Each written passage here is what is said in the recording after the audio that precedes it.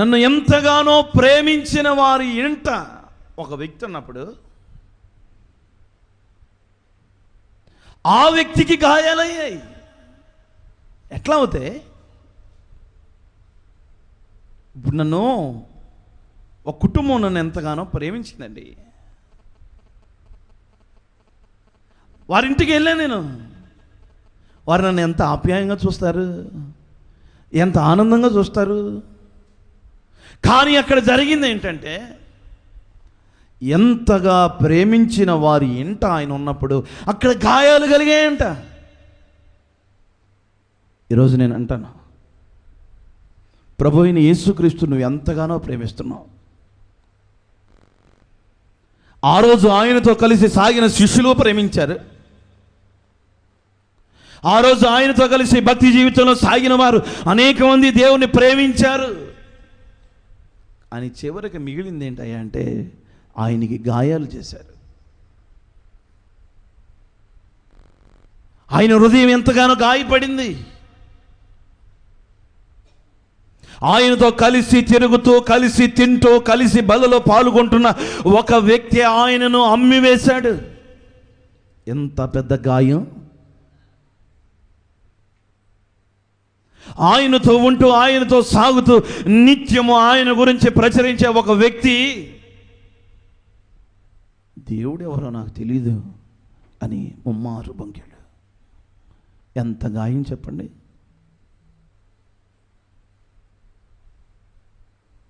ఆయన వెంట సాగిన వారు సిలువ శ్రమలలో చాటున దాక్కున్నారు. ఎంత గాయం! ఆ రోజు జరిగింది అదైతే, మరి ఈరోజు జరిగేదేంటి? దేవుడు అంటాడు, నన్ను ఎంతగానో ప్రేమించిన వారి ఇంట నేను ఉన్నాను, కానీ వారు నాకు గాయాలు పరిచారు. వారు నన్ను గాయపరిచారు. మరి ఈరోజు దేవుడిని ఎందుకు గాయపరుస్తున్నావు? ఈరోజు స్వయాన దేవుడు మాట్లాడుతున్న మాటలేవి. ప్రభువా, ఈ కాలికి చేతులకి గాయాలు ఏంటయ్యా అంటే, ఇదిగో నన్ను ఎంతగానో ప్రేమించిన వారి ఇంటికి నేను వచ్చాను, వారు నన్ను గాయపరిచారు. వారు నన్ను గాయపరిచారు. వారి మాట ద్వారా, వారి ప్రవర్తన ద్వారా, వారి బ్రతుకు ద్వారా, వారి చెడిపోయిన జీవితం, వారి జీవితాన్ని బాగుపరచాలని నేను ఆ ఇంట చేరాను. వారు నన్ను ఎంతగానో గాయపరిచారు. ఈరోజు ఎందుకు ఈ మాట నన్ను ఎంతగానో నా జీవితాన్ని కదిలింపజేసేసింది. ఈరోజు దేవుణ్ణి ఎంతగా ప్రేమిస్తున్నావు? ఆరాధనలో, భక్తి జీవితంలో దేవుడు తప్ప ఇంకేమీ లేదండి, ఆయనే దిక్కు.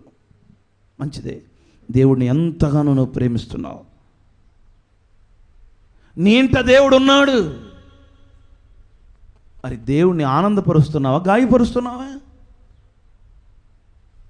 దేవుణ్ణి మనం గాయపరిచేవారిగా మనం ఉండకూడదు. ఆయనకి ఎన్ని గాయాలు మనం రేపాం? ఒక్కసారి సిలువ శ్రమను జ్ఞాపకం చేసుకో. అవన్నీ మన ద్వారా కలిగిన గాయాలు కాదంటారా?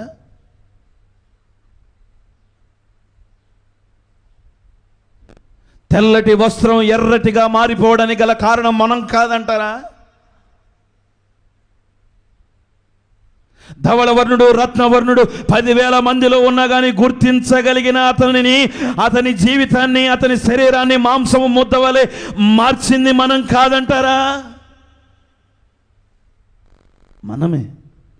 అందుకే దేవుడు అన్నాడు, నన్ను ఎంతగానో ప్రేమించిన వారి ఇంట నేనుంటే వారు నన్ను గాయపరిచారు. ఒక్కసారి ఈ మాట దగ్గర ఆగండి. ఈరోజు నీ స్నేహితుడు నిన్ను ఎంతగానో ప్రేమించాడు, కాలు కింద పెట్టకుండా నిన్ను చూసుకున్నాడు. కానీ అతడు నిన్ను గాయపరిస్తే ఆ గాయం తట్టుకోలేవు.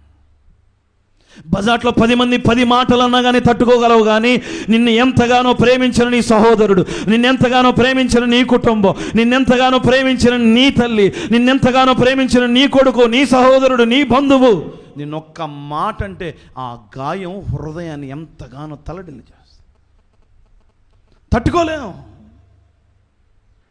ఈరోజు దేవుడు అంటున్నాడు, నన్ను ఎంతగానో ప్రేమించారు వాళ్ళింట నేను ఉన్నప్పుడు నాకు కలిగిన గాయాలు ఇవే. ఈరోజు చూడండి, చాలామంది అంటారు నేనంటే ఎంత ప్రేమగా ఉండేవాడోనండి, నేనంటే ఎంత ఆప్యాయంగా ఉండేవాడు, ఎవరు నా మీద ఏ మాట అంటున్నా కానీ మాట పడనిచ్చేవాడు కాదండి. కానీ అటువంటి వాడు నన్ను ఎంతగానో ప్రేమించేవాడు నాకు గాయం చేశాడండి, తట్టుకోలేకపోతున్నాను. బయట బజార్లో తిరిగే వాళ్ళు ఏదన్నా కానీ ఎన్నో అన్నారు, తట్టుకున్నాను. అది పెద్ద గాయం అనిపించలేదు.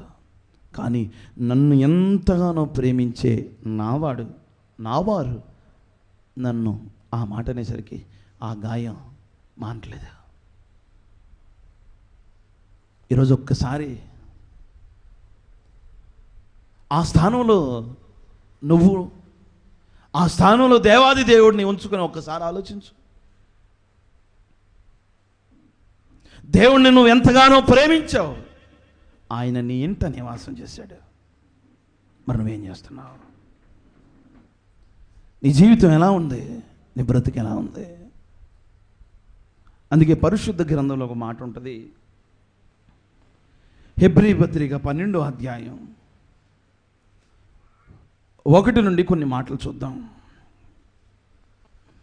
ఆయన చెప్తూ అతనికి కలిగిన గాయాల గురించి మాట్లాడుతూ, ఇంత గొప్ప సాక్షి సమూహము మేఘము వలె మనని ఆవరించి ఉన్నందున మనము కూడా ప్రతి భారమును సులువుగా చిక్కులు పెట్టి పాపమును విడిచిపెట్టి విశ్వాసమును కర్తయు దానిని కొనసాగించువాడైన యేసు వైపు చూచుచు మన ఎదుట ఉంచబడిన పందెములో ఓపికతో పరిగెత్తుము.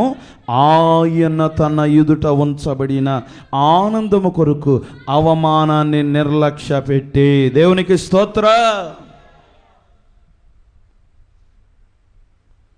ఈరోజు ఎందుకో ఈ మాట ఒక గొప్ప జీవితాన్ని నేర్పిస్తుంది.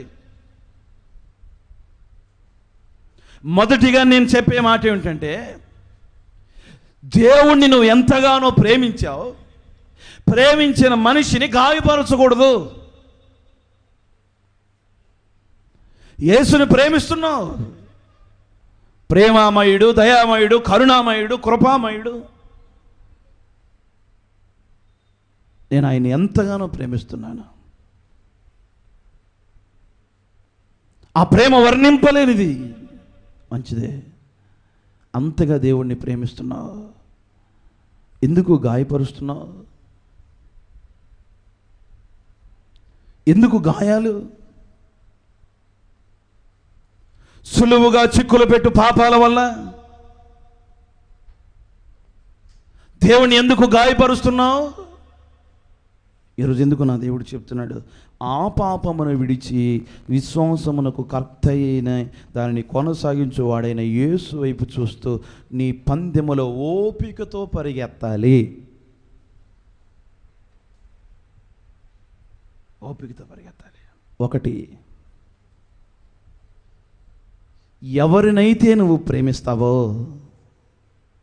వారిని నువ్వు గాయపరచకూడదు. రెండో విషయం నేను చెప్పేది ఏంటంటే, భక్తి జీవితంలో సాగుతున్న నువ్వు, భక్తిగా ఉంటున్న నువ్వు, నీ జీవితంలో నువ్వు నేర్చుకోవాల్సింది ఏంటంటే,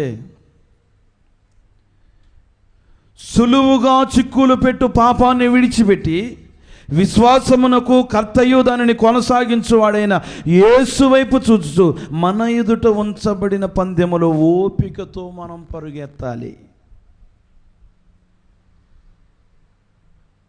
మొదటిగా నేను చెప్పింది ఏంటంటే, ప్రేమించిన వారి మీద గాయం చేయకూడదు.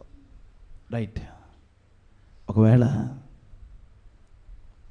ఎదుటి వారు నీ మీద నిన్ను గాయపరిచారు, ఎదుటి వారు నిన్ను ఎంతగానో అవమానపరిచారు, నీ కుటుంబాన్ని ఉద్దేశించి, నీ పిల్లల్ని ఉద్దేశించి, నీ జీవితాన్ని ఉద్దేశించి ఎంతగానో నీకు గాయం రేపారు, ఏం చేయాలో తెలుసా?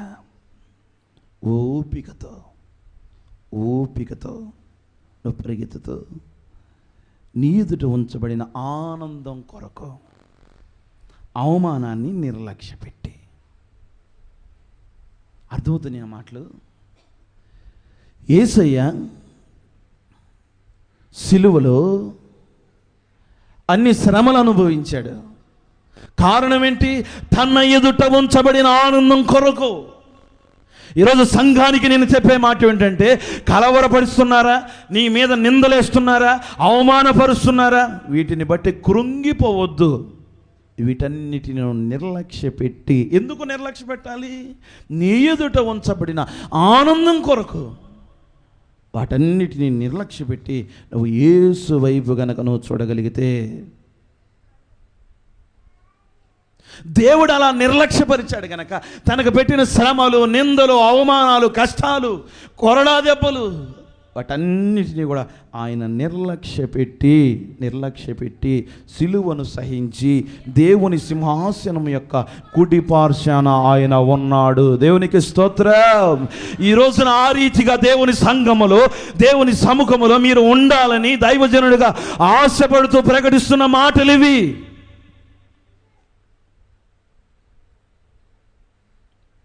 ఎవరినైతే నువ్వు ప్రేమిస్తున్నావో వారిని గాయపరిచే మాటలు నువ్వు మాట్లాడకూడదు.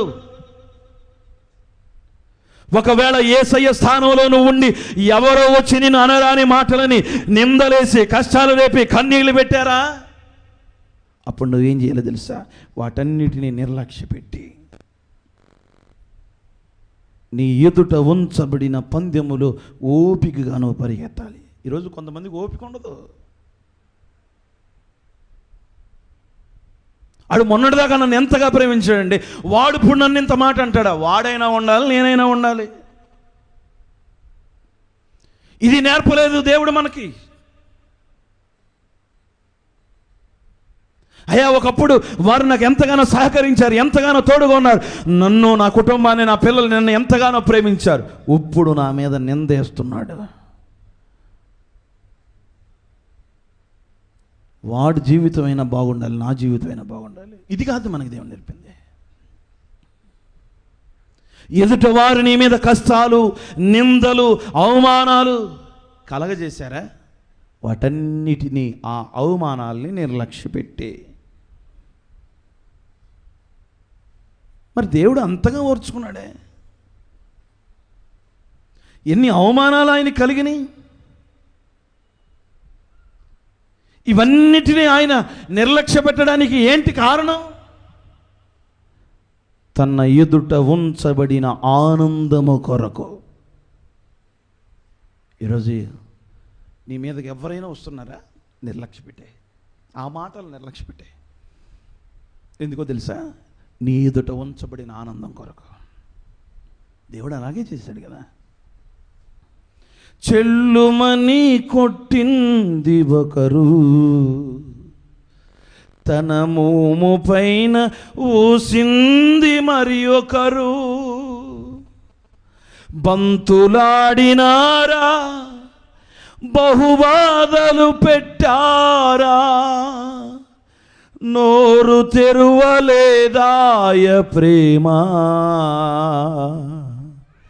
బదులు పలుకలేదాయ ప్రేమ. ఎవరి కోసం ఇది? మన ఎదుట ఉంచబడిన ఆనందము కొరకు ఈ శ్రమలన్నింటినీ ఆయన నిర్లక్ష్యపరిచాడు. ఈరోజు ఎవరో వచ్చి నిన్ను అన్నారని, నీ అనుకున్న వారు నిన్ను ఎన్నో మాటలు అన్నారని, రక్త సంబంధులు నా మీద నింద మోపారని, ఎంతగానో అంతకాలం నన్ను ప్రేమించిన నా సహోదరుడు, నా మిత్రుడు నా మీద నిందేశాడని పగ తీర్చుకోవడం కాదు. అవమానములను నిర్లక్ష్య పెట్టి నీ ఎదుట ఉంచబడిన పందెపు రంగములు ఓపికగా నువ్వు పరిగెత్తగలిగితే, నా దేవుడు శిలువ శ్రమను సహించుకొని సింహాసనము మీద దేవుని కుడిపార్శ్వన ఎలా కూర్చున్నాడో అలాగ నా దేవుడు సంఘములో నిన్ను నిలబెట్టబోతున్నాడు. దేవునికి స్తోత్రం. నిర్లక్ష్యపెట్టి నీ మీద వస్తున్న నిందలు, అవమానాలు, వాటన్నిటిని నిర్లక్ష్యపెట్టి ఎందుకు వాటిని పట్టించుకుని నిద్రపోకుండా 11-12 దాకా మంచం మీద దెయ్యంలా కూర్చుంటా? నీతో పాటు ఇంకోటి వచ్చి కూర్చుంటుంది. నాకు దోస్తీ కావాలని బయట బోళ్ళ మంది తిరుగుతారమ్మా, తెలియదు మీకు? దోస్తులు కావాలని తిరుగుతూ ఉంటారు అటు ఇటు. వాళ్ళకి జత కట్టమాకండి మీరు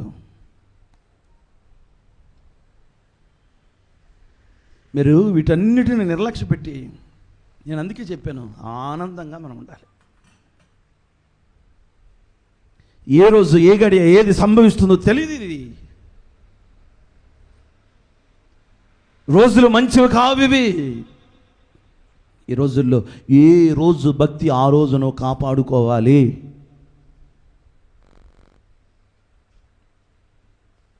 ఆదివారం వచ్చి సోమవారం మరలా యథావిధిగా జీవితాన్ని కొనసాగిస్తూ మరలా ఆదివారం వచ్చిన తర్వాత ఒప్పుకుంటానంటే మధ్యలో బుధవారం నాడు కుట్టుకోమన్నావు అనుకో, నువ్వు ఎట్టిపోతావు. అందుకే ఏ రోజు భక్తి ఆ రోజు నువ్వు కాపాడుకుంటూ ఉండాలి. అలా కాపాడుకోవాలంటే ఈ వచ్చిన నిందలు, అవమానాలు, వీటన్నిటిని నిర్లక్ష్య పెట్టి ఆయన యందు ఓపికగా మనం పరిగెత్తాలి. ఎందుకో ఈ మాట నన్ను ఎంతగానో ఆదరించింది. బాబు, ఎందుకయ్యా నీకు ఈ గాయాలు, ఎందుకు ఈ దెబ్బలు ఎక్కడ తగిలే, అసలు ఎంతగా నువ్వు నలిగిపోయావు? కారణం ఏంటి అంటే, నన్ను ఎంతగానో ప్రేమించిన వారి ఎంట నేను ఉన్నాను, అక్కడ నాకు కలిగిన గాయాలు. చూడండి, మాట వింటుంటే ఎంత బాధేస్తుందో. ఒక వ్యక్తి ప్రేమించిన వారింటికి వెళితే ఆ ఇంట్లో గాయాలు కలిగాయి.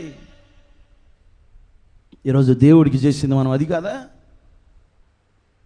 ఈరోజు దేవాది దేవునికి చేసింది మనం అది కాదా? ఇంకనూ కూడా నా బిడ్డ నన్ను ఎంతగానో ప్రేమిస్తుంది, నా యందు ఎంతగానో విధేయత కలిగి, నా యందు ఎంతగానో ప్రార్థన చేస్తూ భక్తిగా జీవిస్తుంది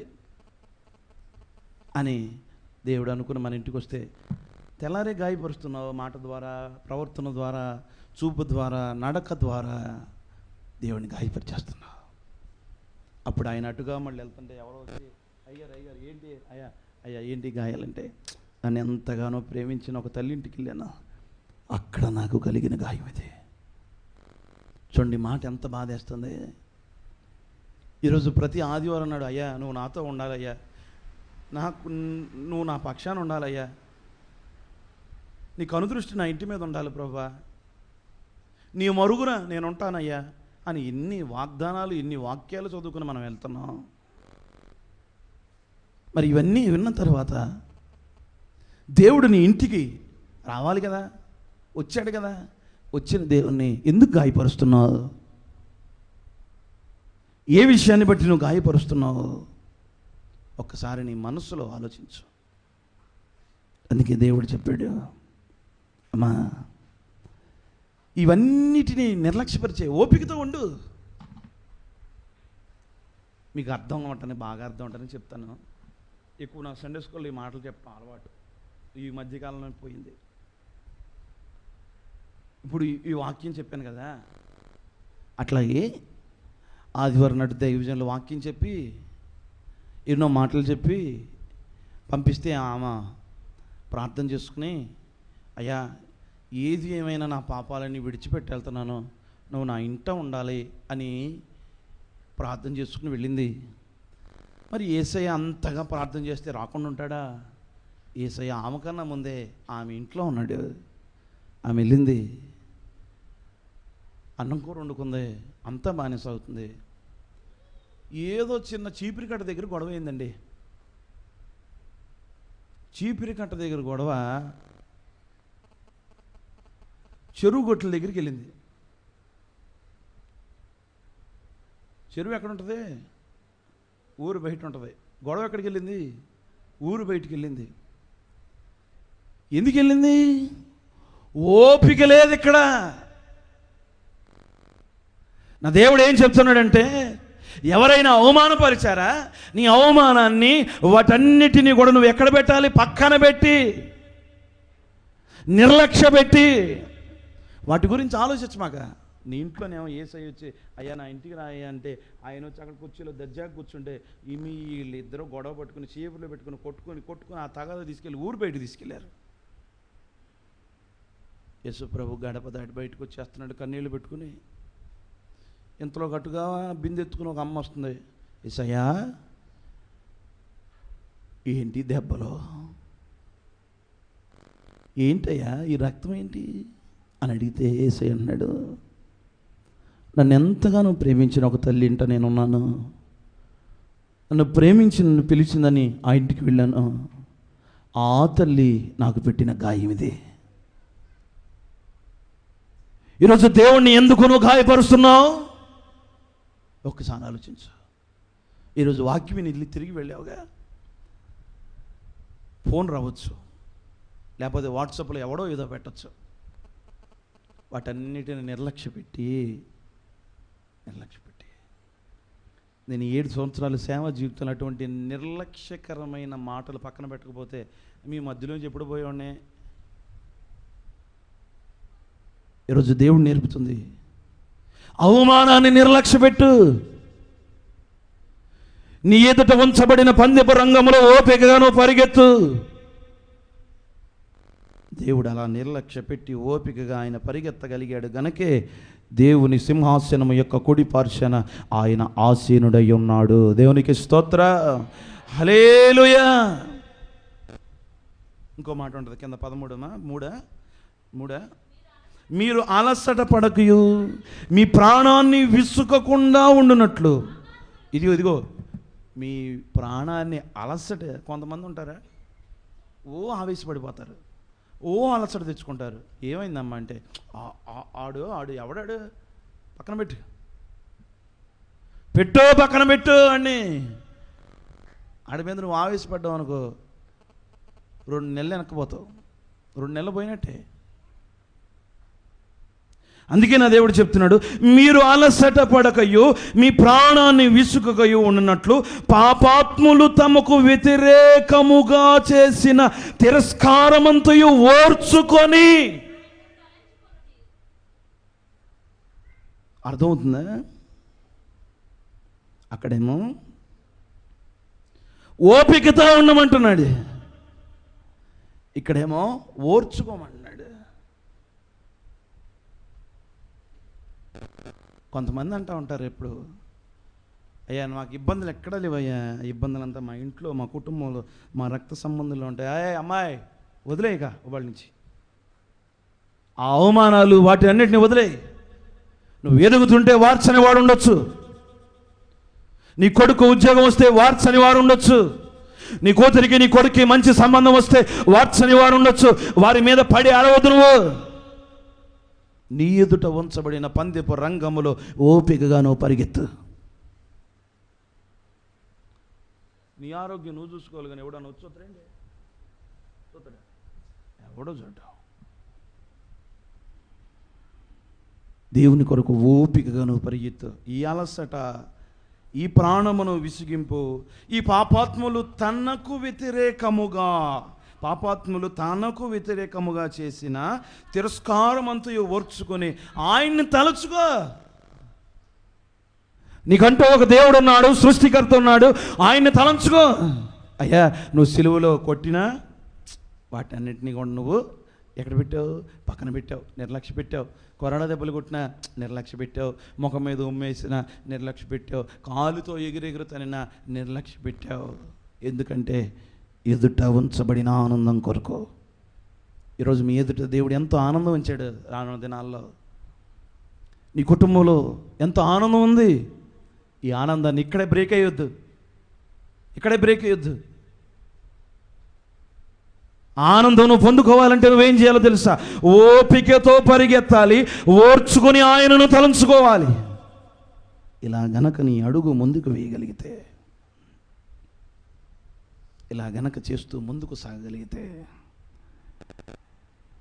నా దేవుడు నీ కుటుంబంలో ఆనందమించి ఆయన కుడి పార్శ్వాన నిన్ను ఉంచుకుంటాడు. దేవునికి స్తోత్ర, హల్లెలూయా. ఆయన ఎంతగా మనల్ని జ్ఞాపకం చేసుకుంటున్నాడండి, ఎంతగా మనల్ని జ్ఞాపకం చేసుకుంటున్నాడు. చదువమ్మా యెషయా గ్రంథం 49:16. యెషయా గ్రంథం 49వ అధ్యాయం 16వ వాక్యం. చూడుము, నా అరచేతుల మీద నేను చెక్కుకున్నాను, నీ ప్రాకారములు నిత్యము కూడా నా ఎదుటే ఉన్నాయి. దేవుడే ఉన్నాడు తెలుసా. అమ్మా, అయ్యా, నేను మిమ్మల్ని అనుదినము జ్ఞాపకం చేసుకోవడానికి, చూడు, నా అరచేతుల మీదే నేను నిన్ను చెక్కుకున్నాను. చూసారా, దేవుడు నిన్ను మర్చిపోకుండా అనుదినము నిన్ను జ్ఞాపకం చేసుకోవాలని, ఆయన జ్ఞాపకాలలో నువ్వు ఉండాలని ఆయన అరచేతి మీద నిన్ను చెక్కుకున్నాడు.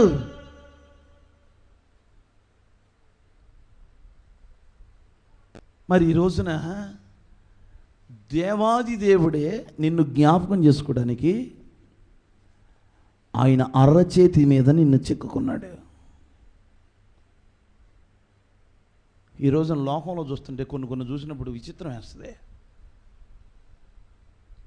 ఒక పెళ్ళి పెనాకులైంది, 16 రోజుల పండక్కే అంతా అయిపోయింది, ఎవరింటికాడు వచ్చేసాడు, అంతా సర్దుకున్నారు. పెళ్ళి మాత్రం ధూమ్ ధామ్ అంట చేశారు.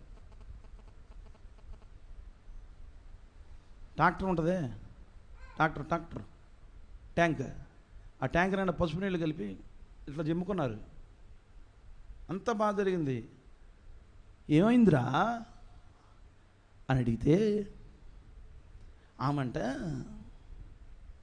ఆమె ఎందుకులే ఆడంట, మళ్ళీ లేనిపోయింది, ఏం మాట్లాడితే భయం వేస్తుంది. ఆడంట ఒక అమ్మాయి పేరు ఇక్కడ టాటూ వేయించుకున్నాడంట. పాపం మర్చిపోయాడేమో, చెరపటం. టాటూ చెరిగిద్దా ఏమా, తలకాయలు పైకెత్తాలి, టాటూ చెరిగిద్దా? చెరగదు. ఏమనుకున్నాడో మరి అలా ఉంచాడు. మరి భార్య చూడదంటనే, చూసిందంట. చూసి అడిగితే అప్పట్లో చదువుకునే రోజుల్లో అన్నాడంట. ఏమో మరి గయ్యాలి ఆ మాటతో వదిలిందా? నేను 4వ దాన్నేమో, నేను 5వ దాన్నేమో, నేను సెకండ్ హ్యాండ్లా, ఇక ఇదే పట్టుకుని ఆలాడుతుందంట. ఆ గొడవ ఈ గొడవ ఈ గొడవ ఆ గొడవ ఆ గొడవ, కోర్టుకి వెళ్ళింది, ఆకలింది. ఏం వేసుకున్నాడు వీడు? పచ్చబొట్టు. దేనికది? ఈరోజు కొంతమంది పిల్లల చేతులు చూస్తుంటే ఏది పడితే రాస్తుంటాయి. ఇక్కడ ఒకడు అమ్మ అని రాశాడు. అమ్మ నువ్వు రాసుకోపోతే అమ్మ ప్రేమ నీకు ఉందని తెలియదేరా? గాడిద మొహం వేసుకుని దేనికి పచ్చబొట్టు? అమ్మ తెలీదా? అవసరం అది? ఒకడు 2400 పచ్చబొట్లు వేసుకున్నాడట్రా. ఆడు మొహం అంతా పచ్చగానే అది ఎప్పుడు వెలిగిపోతాడు. ఆడు పొళ్ళు, లోపల పొళ్ళు మనం బయట పెడితే ఎలా ఉంటాయి, ఇక్కడ వేసుకున్నాడు పొళ్ళు మొత్తం. అస్థిపంజనులాగానే ఉన్నాడు. యవ్వన బిడ్డలకు చెప్తున్నాను, ఇవన్నీ కూడా లోకానుసారమైనవి. ఇవి మన నుండి నూరేళ్ల జీవితానికి ఉపయోగపడేవి కావు. ఇవి వీటి జోలికి మనం పోకూడదు. ఎవరో వేసుకుంటున్నారు వారి గురించి నేను మాట్లాడలేదు. సంఘములో ఉన్న బిడ్డలు, దైవికంగా ఎదుగుతున్న బిడ్డలు వాటి జోలికి పోకూడదు. అవి పరిశుద్ధ గ్రంథానికి, దేవునికి విరుద్ధమైనవి. వాటి జోలికి మనం వెళ్ళకూడదు. నా దేవుడు నిన్ను అనుదినము జ్ఞాపకం చేసుకోవడానికి ఆయన అరచేతుల మీద నిన్ను చెక్కుకున్నాడు. మరి ఈరోజు నీ అరచేతులు స్మార్ట్ ఫోన్, అవునా కదా? పద్దాక అయ్యగారు చెప్తున్నాడు, అయ్యగారు 2 ఫోన్లు పెట్టుకున్నాడు అనుకోమాక. ఫోన్ మంచిగా వాడచ్చు, చెడుగా కూడా వాడచ్చు, అవునా కదా? మరి వాళ్ళు నీ అరచేతిలో ఏముంది? ఆయనేమో నిన్ను జ్ఞాపకం చేసుకోవడానికి నిన్ను ఆయన అరచేతుల మీద చెప్పుకుంటే, నీ అరచేతిలోనేమో చేతికి సరిపడా ఫోన్ పెట్టుకున్నావు. మంచిగా వాడు, మంచిగా వాడుకో. మంచి చెడులు దానిలో ఉన్నాయి. చెడును విసర్జించి మంచి దాన్ని ఎంచుకో. ఈరోజు లోకంలో ఎన్నో కనబడుతున్నాయి, ఎన్నో కథలాడుతున్నాయి. చెడు దృశ్యాలు, మనిషిని మార్పింగ్ చేసేది కూడా మన అరచేతుల్లోనే ఉంది. ఏముంచుకున్నావు నీ అరచేతుల్లో? మంచిగా వాడుకో. ఈరోజు మిమ్మల్ని ఫోన్లో వాడొద్దని చెప్పట్లే, మంచికి వినియోగించుకోండి. అందులో చెడు కూడా ఉంది. ఆ చెడు ఏంటి అని ఎత్తుకోమాక, చెడిపోతావు. నాకు చిన్నప్పటి నుంచి ఫోన్లు పెచ్చా. నా ఫ్రెండ్స్కి కానీ, నాతో మా అన్నయ్యలకు కానీ తెలుసు, ఫోన్లు తెగ్గనే ఉండి ఫోన్లు. ఎందుకంటే అసలు ఒకప్పుడు నాకు ఇంటర్మీడియట్ సెకండ్ ఇయర్లో తీసుకున్న ఫోను, నోకియా చిన్న ఫోను. నాకు స్మార్ట్ ఫోన్ ఎప్పుడంటే ఉద్యోగం చేసేటప్పుడే. ఇవాళ మావోడు ఇంటికి వచ్చాడంటే చాలు, వాళ్ళ అమ్మ ఫోన్ ఎక్కడ ఉందని వెతుకుతాడు. అట్లా అయిపోయింది లోకం ఇది. దాంట్లో మంచి చెడులు ఉంటాయి. చెడును విసర్జించి మంచిని నువ్వు తీసుకోవాలి. పిల్లలకు చెప్తున్నా, జాగ్రత్త, మంచిగా వాడుకో. మొన్న ఐటీ టికెట్ రేజ్ చేశారు, ల్యాప్టాప్ పనిచేయక. వాళ్ళేమో హిందీలో మాట్లాడుతున్నారు, నాకేమో రాదు. నా ఫోన్లో ఒక ఆప్షన్ ఉంది, కొత్తగా చూశాను. వాళ్ళు హిందీలో మాట్లాడుతుంటే అది నాకు తెలుగులో టైప్ చేసి చెప్పేస్తుంది. వాళ్ళు మాట్లాడుతుంటే నాకు స్క్రీన్ మీద చెప్పేస్తుంది. టపా వాళ్ళు మాట్లాడుతుంటే okay okay okay right right right. ఎందుకంటే నాకు ఇక్కడ తెలుగులో వస్తుంది, నాకు హిందీ వచ్చా రాదు. నేను దీన్ని దేనికి ఉపయోగించుకున్నా? నేను అక్కడ వాళ్ళ దగ్గర నాకు లాంగ్వేజ్ రాదు అని అవమానపడకుండా మంచిగా ఉపయోగించుకున్నాను. ఇట్లా మీ చేతిలో ఉన్న దానిని మంచిగా ఉపయోగించుకోండి, చెడుదానికి వాడద్దు. అయ్యగారు ఎంత కష్టపడి వాక్యం చెప్తున్నారు. మళ్ళీ ఇంటికి వెళ్ళి కొంచెంసేపు విందామని ఉందా ఎవరికన్నా? మనకంటూ ఒక యూట్యూబ్ ఛానల్ ఏదో ఊరికే గొప్ప కోసం కాదు, ఆ వాక్యాలు అట్లా ఉంటాయి. మళ్ళీ నమరు వేసుకుంటాం, వింటాం అని చెప్పి ఆ వాక్యాలు. ఈనాడని ఎవరన్నా మళ్ళీ వెళ్ళన్నారా? ఎవరిలా? అయ్యగారు వాళ్ళ పలానా మాట దగ్గర అసలుకి వాల్యూమ్ రాలేదు, సౌండ్ రాలేదు. ఈ నమ్మకం అయితేనే నువ్వు చెప్పేది వచ్చి ఇంటేనే, ఒకసారి ఇంటేనే ఎక్కువ ఈయన మాటలు మళ్ళీ రెండోసారి వినాలా? వినండి. పిల్లలు కష్టపడి యూట్యూబ్లో పెట్టేది దేనికి? మీరు చూస్తారనే, మీరు వింటారనే. కొంతమందికి ఇక్కడ ఎక్కదో, మళ్ళీ రెండోసారి ఇంటికి వెళ్ళిన తర్వాత అయ్యగారు మీరు ఆ మాట అన్నారు చూసారా, ఆ మాట నన్ను ఎంతగానో ఆదుకుంది. ఇదేంటి ఎప్పుడు ఫోన్ చేస్తుందంటే, అన్నం తింటాం మళ్ళీ ఒకసారి చక్కగా దేవుని మాట్లాడుతుంది. వినండి. మన ఫోన్లో మన ఛానల్ ఉంటుంది, అది పెట్టుకొని చక్కగా మీరు దేవుని వాక్యం మళ్ళా వింటూ ఉండండి. ఆ మాటలు మిమ్మల్ని ఆదరిస్తాయి. ఆ దేవుడంట నిన్ను జ్ఞాపకం చేసుకోవడానికి తన అరచేతుల మీద ఆయన నిన్ను చెక్కుకున్నాడు. ఆయన అరచేతుల మీద నిన్ను చెక్కుకున్నాడు. మరి ఈ రోజున దేవుడు నిన్ను జ్ఞాపకం చేసుకుంటుంటే నువ్వు ఏనాడన్నా దేవుడిని జ్ఞాపకం చేసుకున్నావా? నీకున్న బలాన్ని చూసావు, నీకున్న అందాన్ని చూసావు, ఐశ్వర్యాన్ని చూసావు, వాటిని బట్టి ఆనందపడిపోతున్నావు, కానీ దేవుణ్ణి మాత్రం జ్ఞాపకం చేసుకోవట్లే, దేవుని దగ్గరికి మాత్రం రావట్లే. దేవుడు నిన్ను జ్ఞాపకం చేసుకోవడానికి తన అరచేతుల మీద ఆయన నిన్ను చెక్కుకున్నాడు. నువ్వెందుకు దేవుణ్ణి జ్ఞాపకం చేసుకోవట్లేదు? ఎందుకయ్యా జ్ఞాపకం? కరువులో ఉంటేనేగా దేవుడు జ్ఞాపకం వచ్చేది, అప్పుల పాలైతేనేగా దేవుడు జ్ఞాపకం వచ్చేది, రోగాలతో ఉండేనేగా దేవుడు జ్ఞాపకం వచ్చేది, పిల్లోడు తప్పితేనేగా దేవుడు జ్ఞాపకం వచ్చేది, బలహీన పడినప్పుడేగా దేవుడు జ్ఞాపకం వచ్చేది. జాగ్రత్త. దేవుణ్ణి అనుదినం కూడా నువ్వు జ్ఞాపకం చేసుకో. పరిశుద్ధ గ్రంథంలో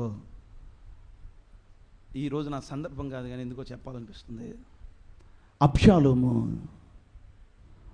ఆయన గురించి పరిశుద్ధ గ్రంథంలో రాసిన మాట 2 సమూయేలు 14:20 చదవమా.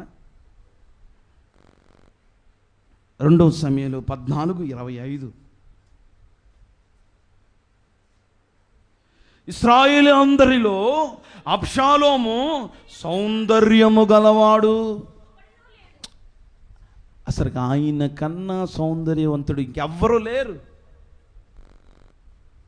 ఆయనే గొప్ప సౌందర్యవంతుడు. అరికాలు మొదలుకొని తల వరకు ఏ లోపము అతనిలో లేదు.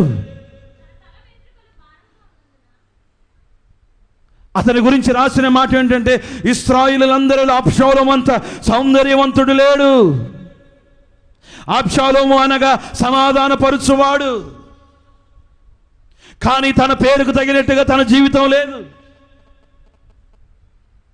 తన పేరుకు తగినట్లుగా తన జీవితంలో నడవలేదు. ఎవరితోనంటే దావీదు యొక్క 3వ కుమారుడు. అతని గురించి పరిశుద్ధ గ్రంథంలో రాసిన మాట ఏంటంటే, ఇతడు ఒక గొప్ప అందగాడు. అబ్షాలోము సౌందర్యం గలవాడు. అరికాలు మొదలుకొని తల వరకు ఏ లోపము లేదు ఇతనిలో. ఇతనికి పొడవాటి వెంట్రుకలు కూడా గలవాడు. సౌందర్యాన్ని చూసుకుని గర్వపడ్డాడు. సృష్టికర్త అయిన దేవునికి విలువ ఇవ్వకుండా అతనికంతటికి అతను విలువిచ్చుకుని ముందుకు సాగాడు. రాజు దగ్గరికి వెళ్ళవలసిన ప్రజలను తన దగ్గరే ఆపుకుని తన మాటల ద్వారా వాళ్ళని ప్రభావితం చేయాలని చూశాడు.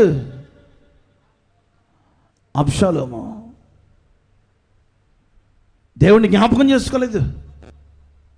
అరే, నేను ఈ స్థితిలో ఉండడానికి, నేను ఇంత సౌందర్యంగా ఉండడానికి, ఇంత జ్ఞానంగా ఉండడానికి కారణం దేవుడు.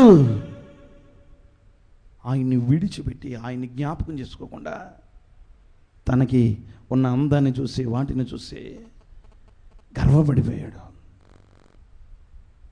రాజు దగ్గరికి వెళ్ళవలసిన ప్రజల్ని తన దగ్గర ఆపుకున్నాడు. దేవుని జ్ఞాపకం చేసుకోలేదు. దేవుడు అంత ఇచ్చినా కానీ దేవుని ఎందుకు నువ్వు జ్ఞాపకం చేసుకోలేదు? అందాన్ని చూసి గర్వపడ్డావా? అందాన్ని చూసి అతిశయపడ్డావా?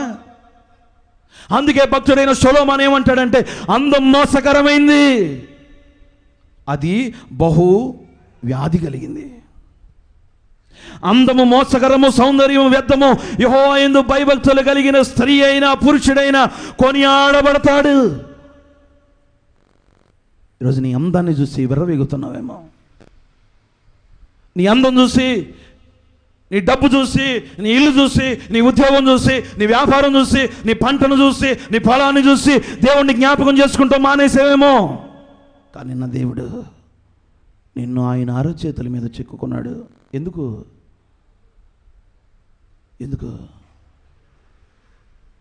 ఆయన అరచేతుల మీద నిన్ను ఎందుకు చెక్కుకున్నాడు అంటే, ఇదిగో ఆయన నిన్ను మరిచిపోకుండా ఆయన అరచేతుల మీద నిన్ను చెక్కుకున్నాడు. నిత్యము కూడా నిన్ను జ్ఞాపకం చేసుకోవాలని, ఆయన అరచేతుల మీద ఆయన నిన్ను జ్ఞాపకం చేసుకోవాలని అరచేతుల మీద చెక్కుకున్నాడు.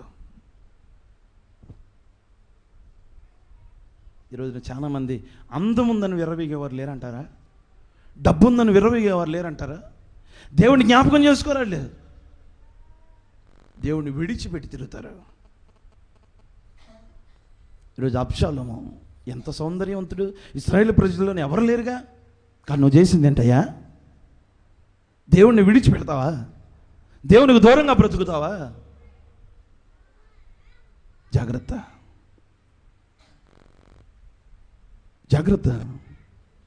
ఆయన నిన్ను జ్ఞాపకం చేసుకోవడానికి తన అరచేతుల మీద ఆయన నిన్ను చెక్కుకున్నాడు. మరి నువ్వెందుకు దేవుణ్ణి జ్ఞాపకం చేసుకోవట్లేదు? అందం చూసి, పలుకుబడి చూసి, పేరును చూసి, ప్రఖ్యాతిని చూసి దేవుణ్ణి దూర పెడుతున్నావు. దేవుణ్ణి జ్ఞాపకం చేసుకోవట్లే. అందుకే గతంలో ఎప్పుడో నేను పాడాను పాట, మొన్న ఈ మధ్యన నేను వాట్సాప్లో పెట్టాను. అందముంది జ్ఞానముందని భావమెందుకు, దేవుడే లేడు నేనే దేవుణ్ణని గర్వమెందుకు, నీకున్న అందమంతా ఎప్పటికైనా చీకిపోవురా. నేస్తమా నేస్తమా నేస్తమా ఆలోచించుమా, ఆశల వలయంలో లోక బాటలు చిక్కినవు మనిషి, నీ గతి ఏమౌనో ఏ క్షణము నీది కాదు, ఈ సమయం మళ్ళీ రాదు. ఏ క్షణము నీది కాదు, ఈ సమయం మళ్ళీ రాదు. యేసు నిన్ను పిలచుచున్నాడు, తన యొద్దకు రమ్మని యేసు నిన్ను పిలచుచున్నాడు. ఈరోజు నా దేవుడు ఏం చేస్తున్నాడంటే నిన్ను మరిచిపోకుండా ఉండాలని తన అరచేతుల మీద ఆయన నిన్ను చెక్కుకున్నాడు. మరి నువ్వేం చేస్తున్నావు? దేవాది దేవుడిని మరిచి విడిచిపెట్టి లోకంలో బ్రతుకుతున్నావు. ఈరోజు దేవుడే కనుక నిన్ను జ్ఞాపకం చేసుకోకపోతే ఎప్పుడో మనకి జ్ఞాపకార్థకోవటం అయిపోయేదే. దేవుడు మనల్ని జ్ఞాపకం చేసుకున్నాడు కనుక ఈ స్థితిలో ఉండగలిగాం. మరెందుకు నీకున్న అందాన్ని బట్టి, నీకున్న ధనాన్ని బట్టి గర్వపడుతున్నావు? దేవుణ్ణి జ్ఞాపకం చేసుకోలేకపోతున్నావు, దేవుణ్ణి విడిచిపెట్టి తిరుగుతున్నావు, దేవునికి దూరంగా నువ్వు బ్రతుకుతున్నావు. అందుకే యెషయా గ్రంథంలో ఒక మాట చదవమ్మా, 49వ వాక్యం 14-15 మాటలు. యెషయా గ్రంథం 49:14-15.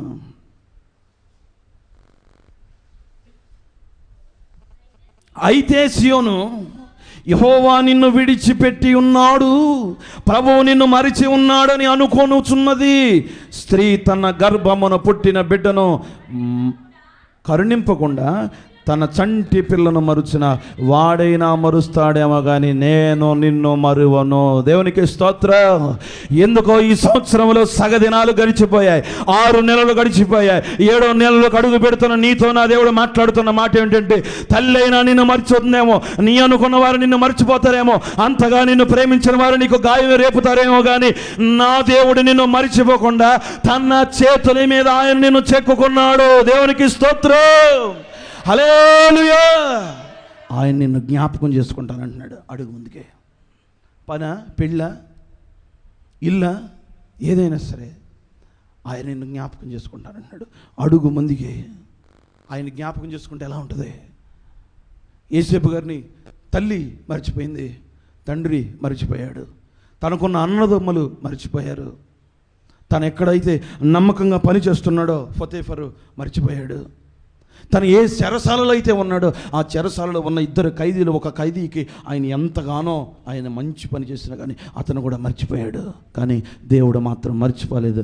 ఆయన జ్ఞాపకం ఉంచుకొని అదే దేశానికి, అదే ప్రాంతానికి ప్రధానమంత్రిగా నా దేవుడు మార్చాడు. దేవునికి స్తోత్ర. ఆయన మర్చిపోనే దేవుడు, ఆయన మర్చిపోయేవాడు కాదు.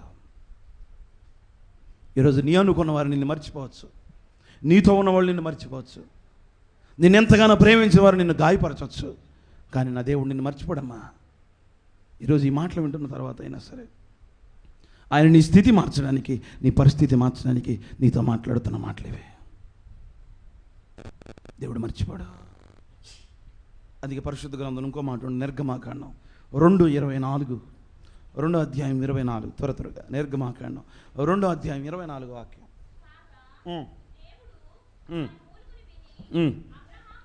అబ్రహాము, ఇస్సాకు, యాకోబులతో తను చేసిన నిబంధన జ్ఞాపకము చేసుకొని. చూసారా, దేవుడు జ్ఞాపకం చేసుకున్నాడు. ఎన్ని సంవత్సరాలు బానిస బ్రతుకు, ఎన్ని సంవత్సరాలు బానిస బ్రతుకు బ్రతికాడు. దేవుడు జ్ఞాపకం చేసుకున్నాడు, విడిచిపెట్టలేదు, అక్కడే వదిలేయలేదు. ఇక ఇదే స్థితి, ఇదే మందలోనూ ఉంటాం, ఇదే అవమానాలు, ఇదే కష్టాలు, ఇవే మోసాలు. నా మావ నన్ను మోసం చేశాడు అయ్యా, నా అనుకున్న వాళ్ళు నన్ను మోసం చేశారయ్యా, నా ఎదురుగా నడుచుకుని చెంగు చెంగుమంటూ తిరుగుతున్న పిల్లలయ్యా, వాళ్ళే నన్ను మోసం చేశారయ్యా. అదే జీవితం అక్కడే ఉండిపోలేదు. ఆ బానిస బ్రతుకు నుండి దేవుడు విడుదల చేశాడు. ఆ స్థితి నుండి దేవుడు అంచెలంచెలుగా పైకి లేపాడు. కారణం ఇదిగో దేవుడు జ్ఞాపకం చేసుకున్నాడు. ఈరోజు ఆయన నిన్ను జ్ఞాపకం చేసుకుంటాడు. ఆయన నిన్ను మర్చిపోడు. నువ్వే దేవుడిని మర్చిపోతున్నావు, నువ్వే దేవుడిని గాయపరుస్తున్నావు.